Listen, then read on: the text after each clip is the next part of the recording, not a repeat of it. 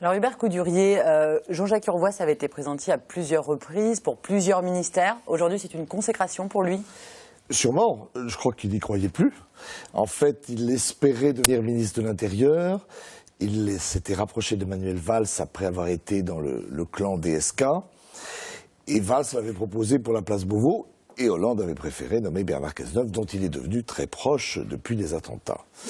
Et là, il y a eu un enchaînement de circonstances, parce que personne ne pensait que Christiane Taubira allait quitter le gouvernement. Elle avait l'air de s'accrocher coûte que coûte. Il a joué un rôle important pour essayer de raccommoder les députés socialistes, proposer une espèce de solution intermédiaire sur la déchéance de nationalité dans laquelle la mention de la binationalité n'est pas indiquée dans la loi, qui fera l'objet d'une révision constitutionnelle. Enfin, il rendait des services avec une certaine sobriété, discrétion et efficacité, et il obtient donc cette consécration. Le ministère de la Justice n'est pas un poste facile, on dit parfois que c'est le linceul des hommes politiques, Pierre Méhaignerie ne s'en est pas relevé, et quelques autres.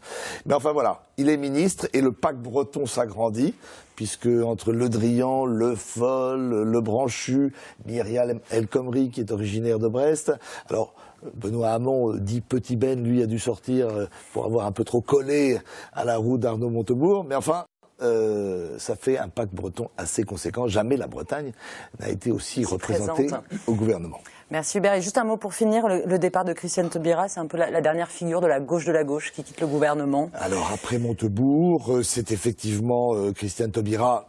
Elle avait déjà été marginalisée par Manuel Valls qui avait rejeté sa réforme pénale.